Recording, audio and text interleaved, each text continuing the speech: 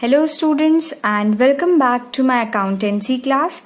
In the previous lecture we had seen the realization account, the format of realization account. हमने देखा था कि कैसे कैसे हमें posting करनी होती है.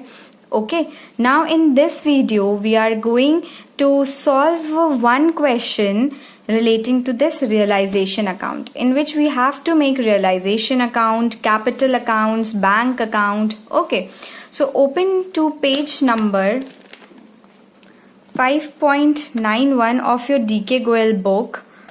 और जिनकी नई न्यू बुक है तो उसमें आप लोग देख लीजिएगा dissolution of a partnership form का question number 6. Okay, so A, B were partners sharing profit and losses in 2:1. Their balance sheet as at 31st March 2018 was as follows. आपको बोल रहे हैं कि A और B पार्टनर्स हैं, 2:1 के ratio में अपने प्रॉफिट्स को शेयर करते हैं और उनकी बैलेंस शीट ये दी हुई है. अब हमारा सबसे पहला काम क्या होता है कि हमें बैलेंस शीट को एनालाइज करना होता है. ठीक है, तो पहले हम देख लेते हैं. अच्छा, अभी देखिए लोन आ गया, नई चीज़ है आपके लिए. ठीक है, इसको मार्क करिएगा और ध्यान से इसके ट्रीटमेंट्स को देखिएगा. और कुछ बीज लोन. अच्छा, लाइबिलिटी साइड में दिया हुआ है लोन, मतलब ये क्या है, हमारी रिस्पॉन्सिबिलिटी है कि हमें इन्हें पे करना है. इसका मतलब है कि कोई पार्टनर ने हमको दे के रखा हुआ है. समझे कि ये जो पार्टनर ए है इन्होंने फर्म को लोन दिया हुआ है. ये जो बी है एसेट है, मतलब कि बी ने लोन लिया था. ओके, तो ये 2 पॉइंट हमारे लिए नया है थोड़ा. ठीक है, अब इसको देखने के बाद अब आप इन सबको अभी मत देखिए, ये सारे पॉइंट्स अभी कुछ मत देखिए. आप सीधा आइए कि आपको बनाना क्या है.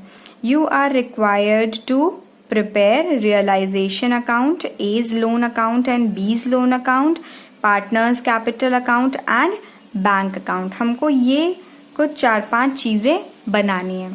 ठीक है, तो आइए सबसे पहले हम बना लेते हैं realization account.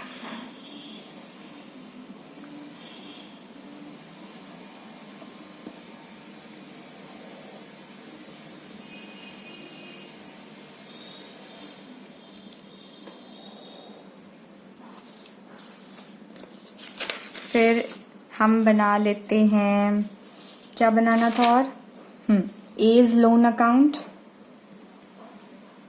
As loan account, ये लोन अकाउंट बहुत छोटे से होते हैं. ठीक है, इसलिए इनको छोटा छोटा बनाइएगा. ए का लोन हो गया. और क्या बोला गया है आपको बनाने के लिए, B's loan account.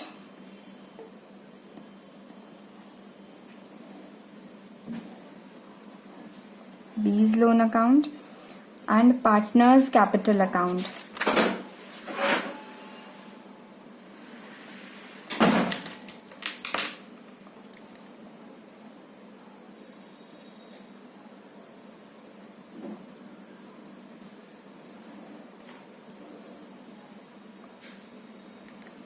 Partner A और बी हैं हमारे,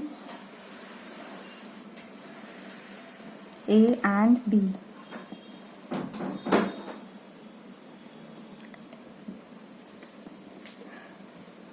बैंक अकाउंट, ये हमने सारे स्ट्रक्चर्स बना लिए पहले. ठीक है, अब हम एक एक करके सबको पोस्ट करना स्टार्ट करते हैं. चलिए, आपको सबसे पहले ये देखना है कि आपके बैलेंस शीट में क्या क्या चीज़ें दी हुई हैं. चलिए एसेट से स्टार्ट करते हैं.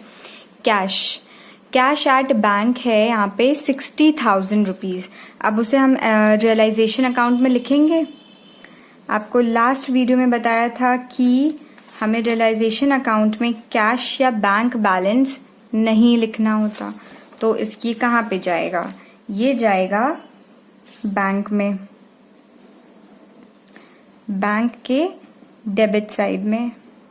अब ये बैंक अकाउंट क्या होता है, रियल अकाउंट होता है. ठीक है, तो रियल अकाउंट में क्या होता है, यहाँ पे पेमेंट, ये पेमेंट रिसिप्ट साइड होता है और ये होता है पेमेंट साइड। ठीक है, ये बात को ध्यान रखिएगा, क्योंकि debit what comes in and credit what goes out. Sorry, receipt debit side होता है और क्रेडिट हमारा पेमेंट साइड होता है। डेबिट इसलिए क्योंकि डेबिट में what comes in and credit में व्हाट गोज आउट। ओके, तो ये जो बैंक का बैलेंस है हमने यहाँ पे लिख दिया, टू बैलेंस ब्रॉट डाउन। ठीक है, टू बैलेंस ब्रॉट डाउन 60,000। फिर उसके बाद आपको यहाँ पे दिया हुआ है सन्ड्री डेटर्स, तो ये हमारा एसेट होता है, तो हमने यहाँ पे लिख दिया टू डेटर्स। और अब देखिए कुछ बच्चे क्या करते हैं कि ये अमाउंट लिख देते हैं। नहीं, अगर आप ये अमाउंट लिखेंगे तो गलत हो जाएगा। ठीक है, तो आपको ये वाली अमाउंट लिखनी होती है जितने के आपके होते हैं डेटर्स। फिर उसके बाद प्रोविजन तो है, तो प्रोविजन हम यहाँ लिख देंगे। ठीक है, प्रोविजन हमारा लाइबिलिटी होता है, तो एक तरीके से देखा जाए तो ये नेट इफेक्ट इतना ही आता है, लेकिन आपको शो करना पड़ेगी, सारी चीज़ें आपको शो करनी होती हैं। ठीक है, तो प्रोविजन है आपके 10,000 के। फिर उसके बाद है स्टॉक, स्टॉक 2 लाख। टिक करते चलिए, आपने ये रिकॉर्ड कर लिया, ये रिकॉर्ड कर लिया, ये स्टॉक हो गया। फिर है इन्वेस्टमेंट,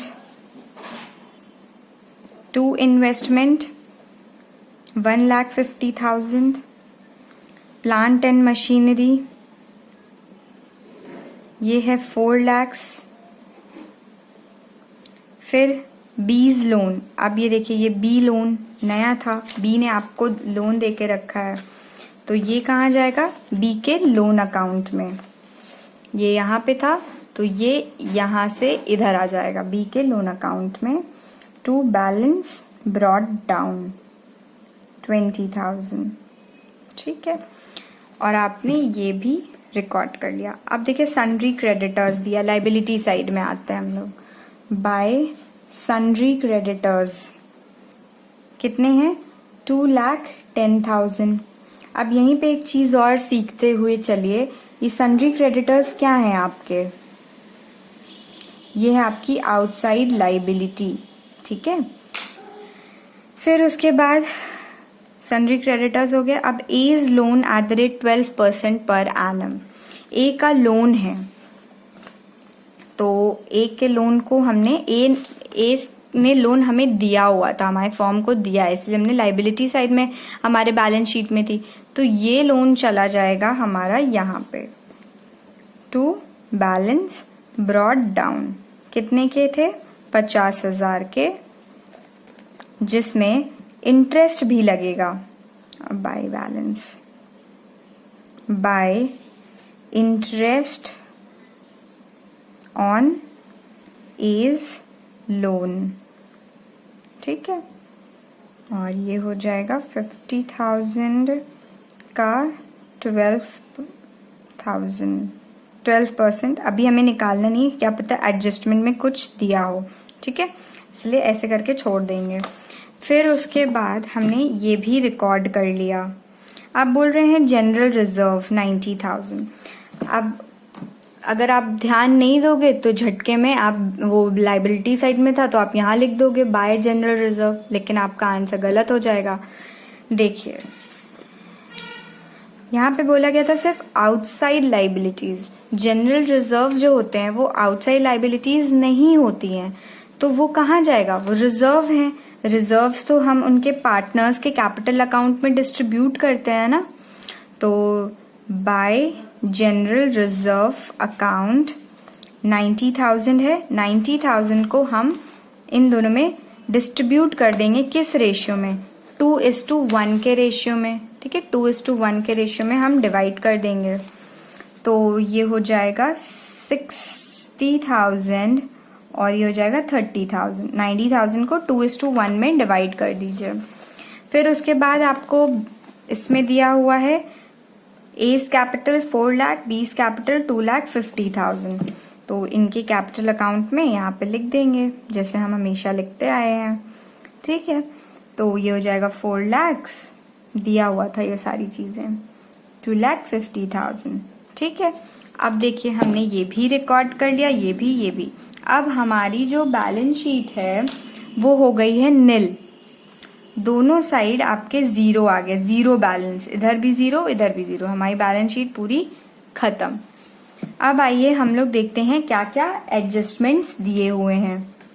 ठीक है, तो पहला एडजस्टमेंट हम लोग देखते हैं, क्या बोल रहे हैं। Partners decided to dissolve the firm on the above date.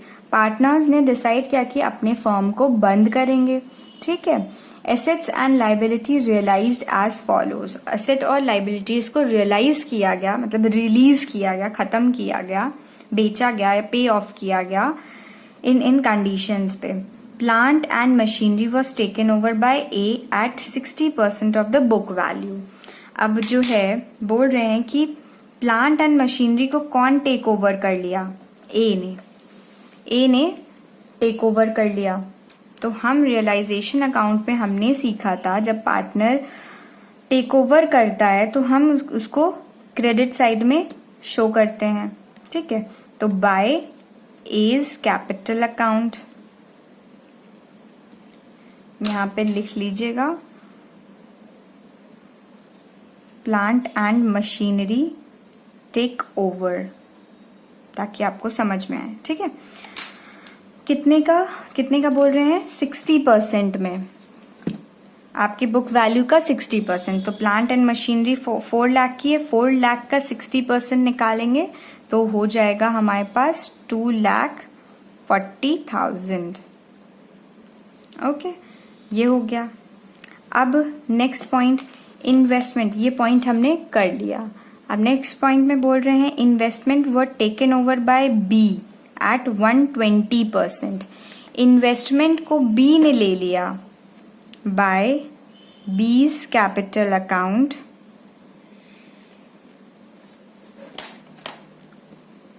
Investment take over.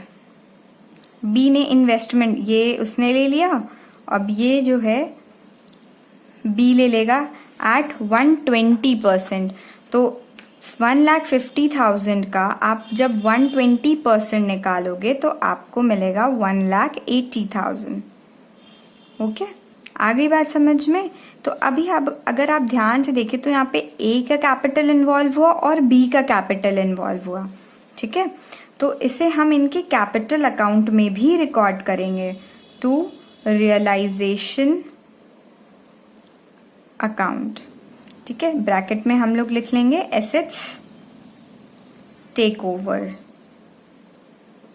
तो ए ने कितने का लिया, 2,40,000, बी ने 1,80,000। तो ए का हो जाएगा 2,40,000 और 1,80,000। ठीक है, तो इस चीज का ध्यान दीजिएगा कि अगर वो कैपिटल्स इन्वॉल्व हैं जो आपने वो अकाउंट्स इन्वॉल्व हैं जो आपने बनाए हैं, तो उसको यहाँ भी पोस्टिंग करिएगा और यहाँ भी पोस्टिंग करिएगा। ठीक है, अब देखिएगा ध्यान से नेक्स्ट पॉइंट, ये पॉइंट भी हमने कंप्लीट कर लिया।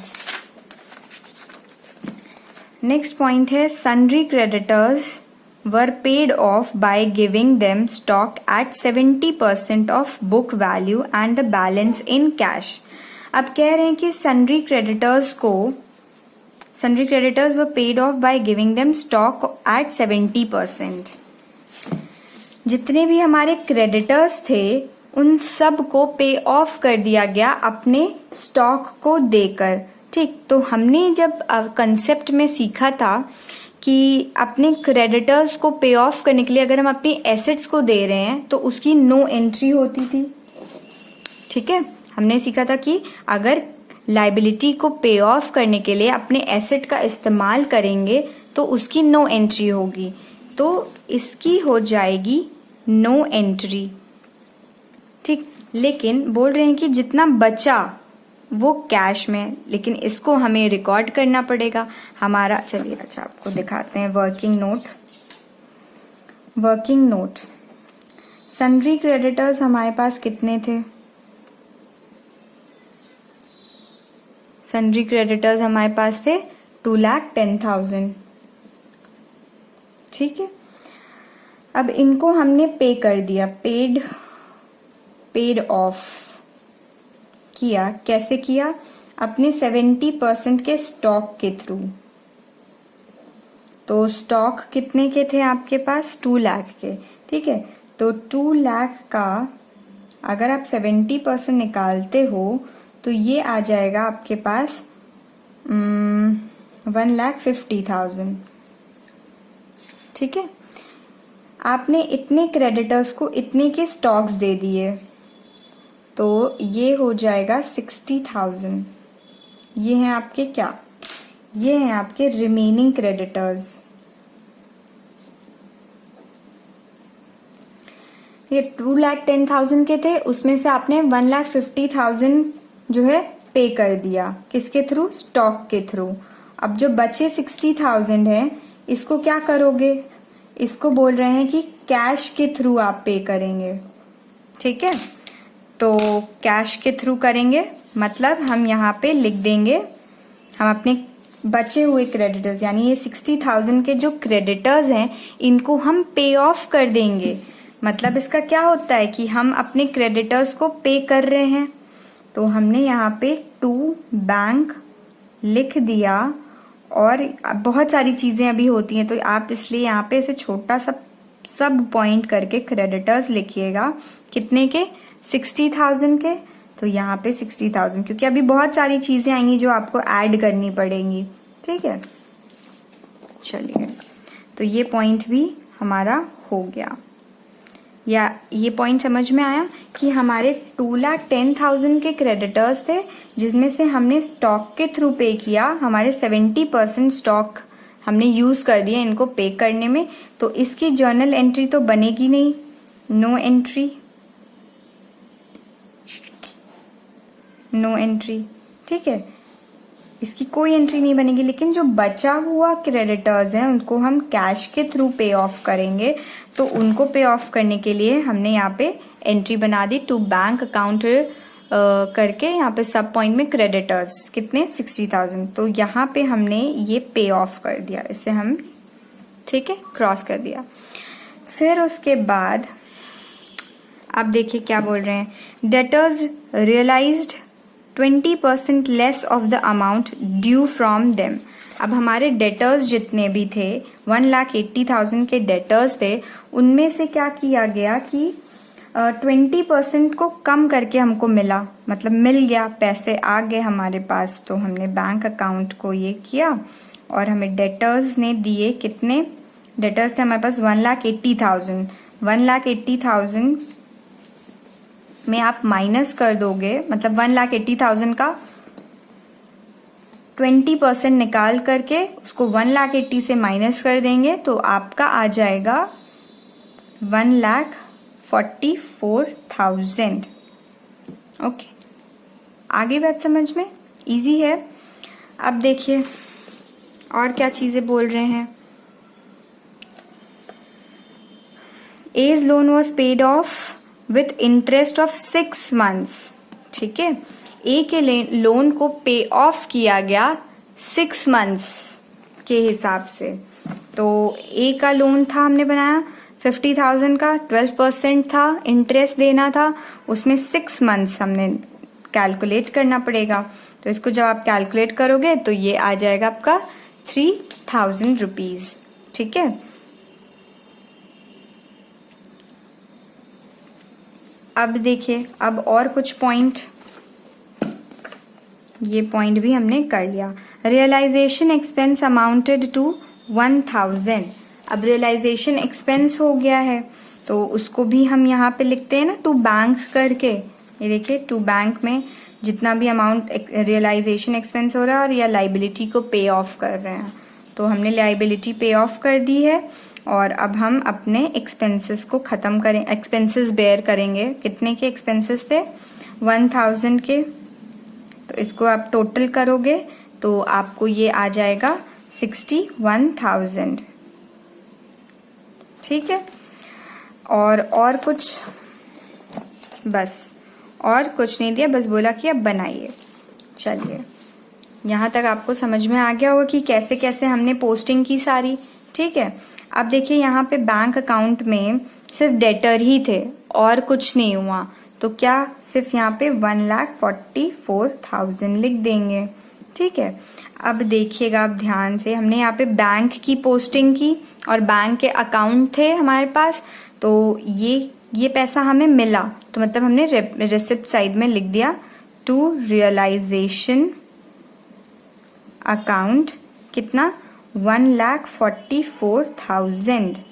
अब ये 61,000 ये किस साइड में, डेबिट साइड में, मतलब कि ये क्या है, हमारा खर्चा है ना, तो खर्चा है ये, तो हमने पेमेंट साइड में लिख दिया by realisation account debited to bank account, तो realisation account debited to bank account.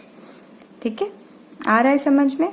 इसको आप ज्यादा से ज्यादा क्वेश्चन करोगे ना, तभी आपकी एक फ्लो बनेगा। ठीक है, तो आप फटाक से क्वेश्चन कर लेंगे। फिर उसके बाद आपने सारी क्रॉस पोस्टिंग कर ली। अब अब आपको क्या करना है, ये जो आपने इंटरेस्ट निकाला इसको भी तो पे ऑफ करेंगे ना हम, तो ये भी आ जाएगा टू बैंक अकाउंट, ऐसे ब्रैकेट में लिख दिया करेगा आपके ही कन्वीनियंस के लिए। Okay, interest on A's loan. हमेशा ध्यान रखिएगा, ये जो अमाउंट होता है इंटरेस्ट वाला, इसको हमें रियलाइजेशन अकाउंट में डेबिट साइड में लिखना होता है, क्योंकि ये खर्चा होता है।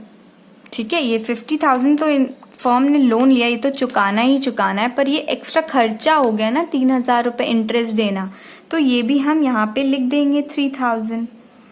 अब जब बैंक अकाउंट यहाँ लिखा है तो हमें यहाँ भी पोस्टिंग करनी पड़ेगी बाय रियलाइजेशन। ये लिख दीजिएगा interest on A's loan. Okay, कितना था 3,000 रुपीज। अब हमारा रियलाइजेशन अकाउंट का सारा काम खत्म हो गया है। अब हमें निकालना होगा कि क्या हमारे लॉस आ रहे हैं कि क्या हमारे प्रॉफिट्स आ रहे हैं। ओके, तो हम चलिए देखते हैं कि हम इधर का टोटल करते हैं और इधर का टोटल करते हैं, और अगर जब हम टोटल करेंगे तो इस साइड का अमाउंट बड़ा आएगा और टोटल हो जाएगा 9,94,000। ओके, अब इस अमाउंट को इन सारी चीजों से लेस कर दीजिए, वही जैसे बैलेंस निकालते हैं हम लोग, इसको इन सारी चीजों से माइनस करिए तो आपको यहाँ पे लॉस आएगा। ठीक है, इस साइड का बड़ा था, इस साइड का छोटा अमाउंट आ रहा था, तो इधर ये हमारा खर्चा वाला साइड है और ये हमारा फायदा वाला साइड है। फायदा वाला साइड छोटा यानी कि लॉस हो गया। ये in their profit sharing ratio जो कि है 2:1, तो जब हम माइनस करेंगे तो ये आ जाएगा 2,10,000 और इसको 2:1 में डिवाइड कर दीजिए तो आपको ये मिल जाएगा 1,40,000 और ये हो जाएगा 70,000। ठीक है, तो ये आपका बन गया रियलाइजेशन अकाउंट। ठीक है, अब जब आपने ये ए के अकाउंट को और बी के अकाउंट को लिखा है तो आपको ये वाली चीज को इनके कैपिटल अकाउंट में भी करनी पड़ेगी। ये लॉस है ना, तो लॉस किधर जाएगा, इधर जाएगा। देखिए, अगर आप जर्नल एंट्री ही देखें तो A's capital account debited, B's capital account debited to realization account, तो वही हमने कर दिया यहाँ पे टू रियलाइजेशन अकाउंट। लॉस कितना, ए का लॉस हुआ 1,40,000 और बी का लॉस हुआ 70,000। ओके,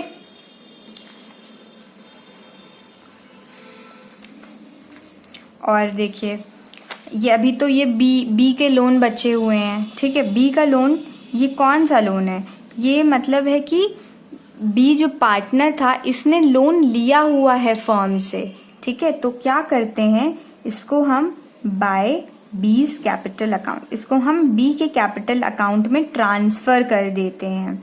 ठीक है, इस बात को ध्यान में रखिएगा कि हम क्या करते हैं, बी के कैपिटल अकाउंट को हम करेंगे ट्रांसफर। ठीक है, बी के कि बी के लोन अकाउंट को हमें उनके कैपिटल अकाउंट में ट्रांसफर करना होता है। ठीक है, तो ये अकाउंट भी क्लोज कर दीजिए और बी के कैपिटल में लिख दीजिए बाय टू बीज लोन 20,000 बी के कॉलम में। ठीक है, अभी इसका आपको नोट लिखवा देंगे तो ज़्यादा अच्छे से आपको क्लियरेंस हो जाएगा। ठीक है, तो जब भी कोई पार्टनर अगर फर्म से लोन लेके जाता है तो उसके लोन अकाउंट को हम क्या करते हैं, उसके कैपिटल अकाउंट में ट्रांसफ़र कर देते हैं। तो वही हमने किया, उसके लोन अकाउंट को हमने उसके कैपिटल अकाउंट में ट्रांसफ़र कर दिया डेबिट साइड में। ओके, तो फिर अब देखिए, अब आपको इसको क्लोज करना है पार्टनर्स के कैपिटल अकाउंट को। तो पहले हम चलिए ए के, देखिए ए का अभी क्लोज नहीं हुआ है, एज लोन अकाउंट। ठीक है, वो इसलिए क्योंकि ए का जो लोन है इसको हमें पहले देखना पड़ेगा कि इसका जो कैपिटल है वो कैसा आ रहा है। ठीक है, चलिए अभी आपको बताते हैं। इन दोनों को ऐड करिए, ये हो जाएगा 4,60,000, 4,60,000 माइनस 2,40,000 एंड 1,40,000। ठीक है, तो इस साइड का बड़ा है हमारा, यानी कि कितना आ रहा है 4,60,000, 4,60,000 आ रहा है इधर का। और अब इधर माइनस करेंगे तो ये हो जाएगा 80,000।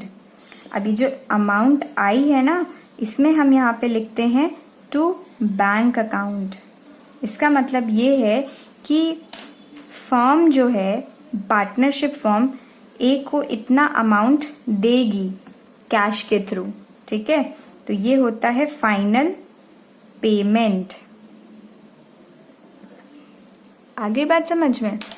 फिर अब बी के लिए देखिए, हाँ ये बताना था, ए का लोन था। ठीक है, अगर गलती से डेबिट साइड में आ जाता, ये यहाँ पे ना होके यहाँ पे होता, मतलब डेबिट बैलेंस हो जाता। ये क्रेडिट साइड है, ये डेबिट साइड है। ठीक है, ये तो अभी क्या है, क्रेडिट बैलेंस है, मतलब सब कुछ सही है। इसको 80,000 रुपीज क्या करेगी, फर्म जाके दे देगी। ठीक है, मान लीजिए गलती से अगर ये यहाँ ना होके यहाँ होता, मतलब कि ये डेबिट बैलेंस इधर होता, तो हम इसको क्या कहते, डेबिट बैलेंस बोलते। और इधर है तो ये क्या है, ये क्रेडिट बैलेंस है। ये आपने 11th में सीखा था, मतलब क्रेडिट साइड बड़ी होती है तो उसको हम क्रेडिट साइड क्रेडिट बैलेंस बोलते हैं, है ना। तो अगर ये डेबिट बैलेंस होता तो हम क्या करते पता है, यहाँ पे हम लोन अकाउंट खोल देते। जो ए का लोन अकाउंट है ना, ये खोल देते और ये अमाउंट उठा करके यहाँ रख देते।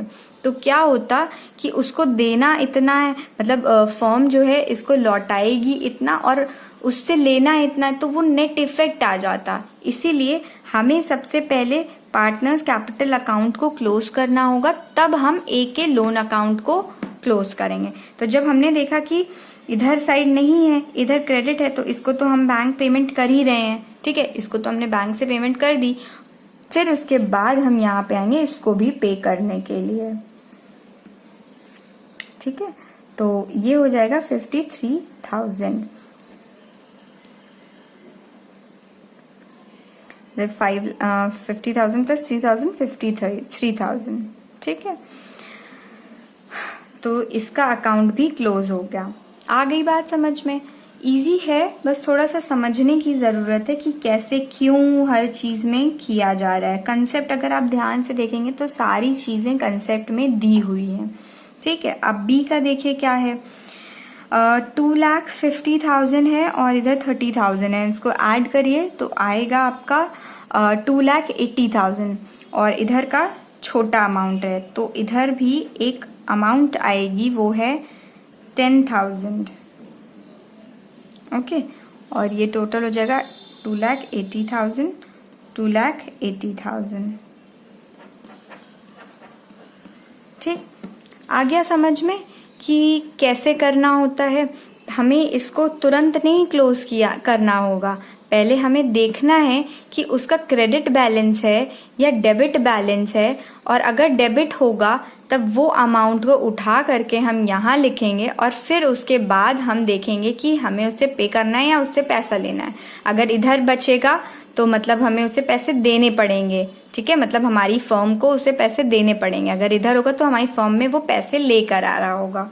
ठीक है, तो ये हो गया फाइनल पेमेंट, है ना। डेबिट साइड में मतलब कि फर्म पैसे देगी, इतना 80,000 इसको दे देगी और बी को 10,000 देगी। तो जब देगी वो, तो यहाँ अपने बैंक में लिख लेगी बाय एज कैपिटल अकाउंट, ये वाला, यही वाली entry 80,000, by B's capital account 10,000, ठीक है। तो पेमेंट करना पड़ेगा फर्म को, तो ये पेमेंट कर दिया।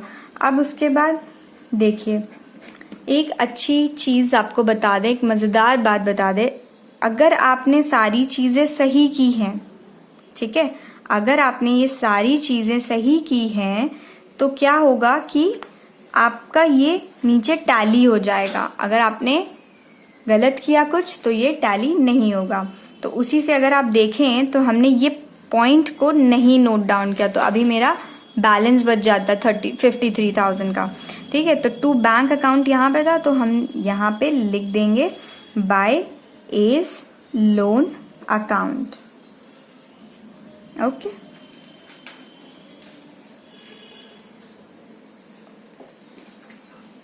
$53,000,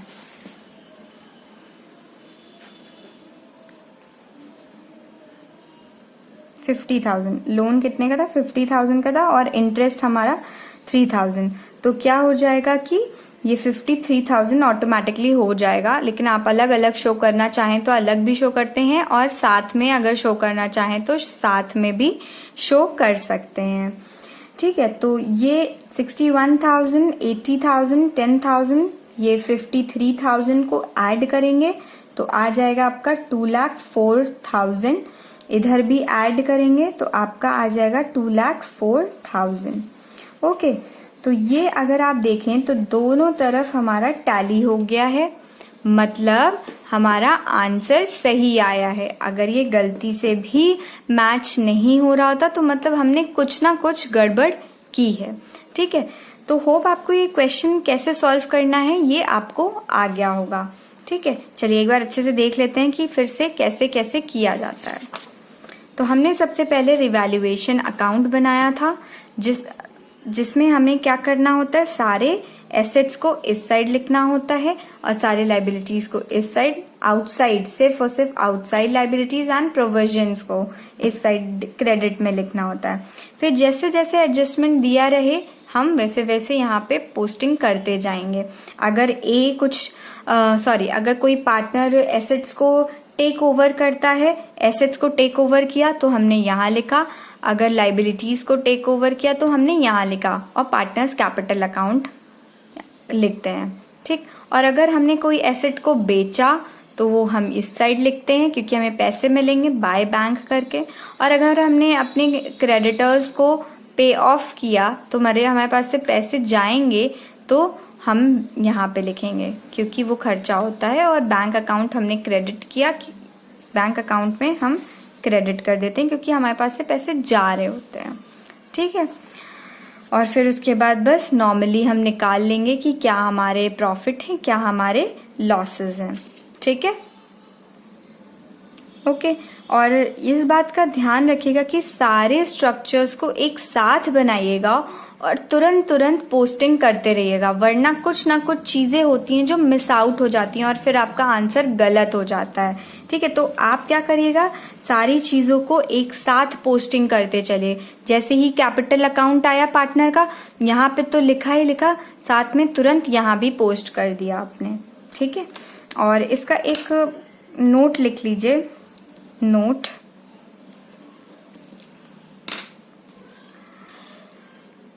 पॉइंट नंबर 1,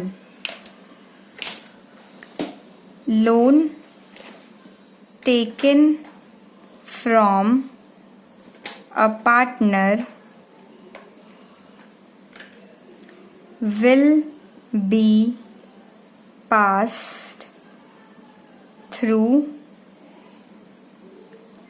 कैश और बैंक अकाउंट, ठीक। पॉइंट नंबर 2 लिख लीजिएगा, loan given to a partner will be transferred मतलब डेबिट साइड में